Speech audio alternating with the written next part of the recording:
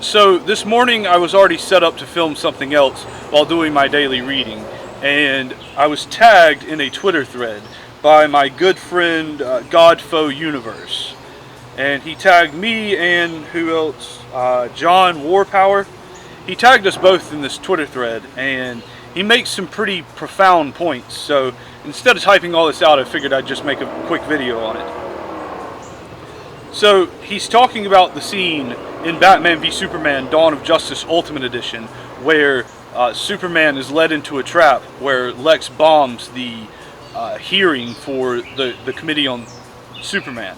They are discussing whether he acts unilaterally or acts by the will of the people.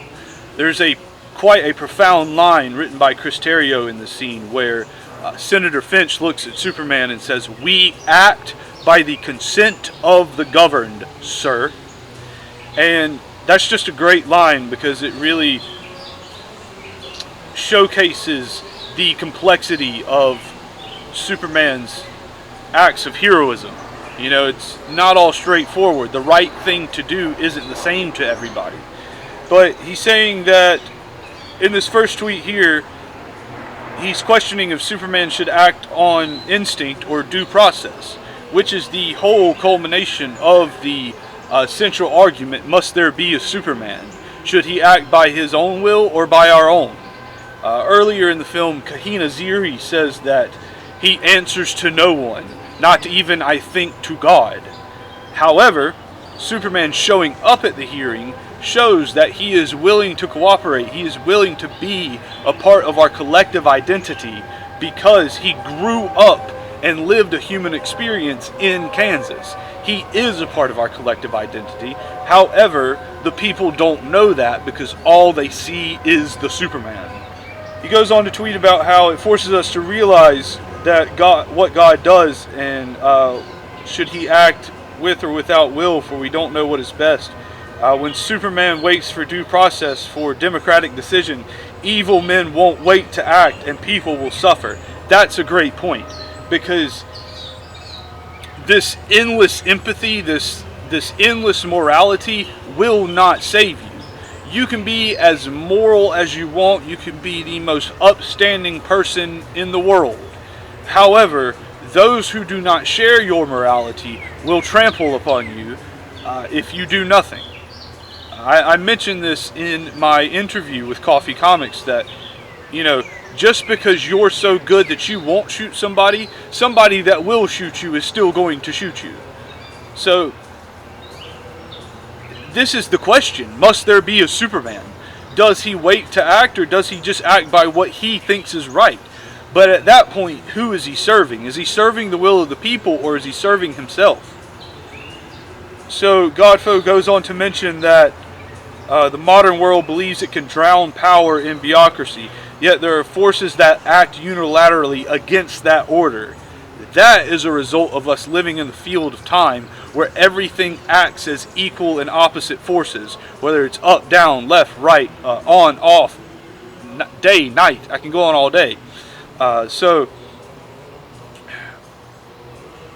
you know, Superman exists as all those simultaneous opposites together. Like, he exists as opposites all the time. Within his world, he is God and man.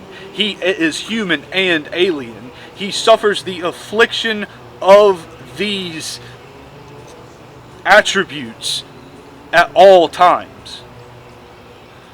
And so Godfoe continues about how the 20th century destroyed our ideas of power, and throughout the calamity and the mass death of that century, that our power is innately mistrusted. However, he says that it doesn't necessarily mean that all kings were tyrants, and that, you know, for all of human history, men have prayed for a good king.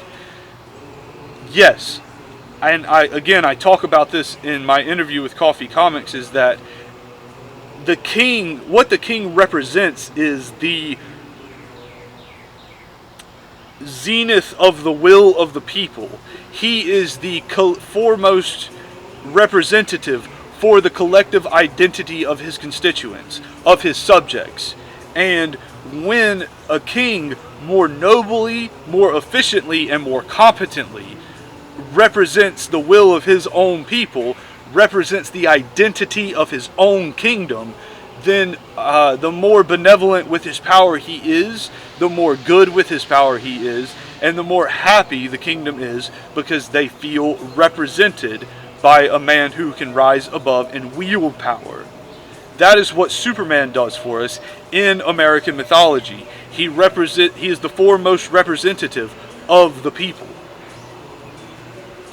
So he goes on to say, does this mean we should have monarchy over democracy? No, it just means that we are blind to the nature of power because we believe we have solved it. We view power as evil to be tamed rather than a sword to be held virtuously.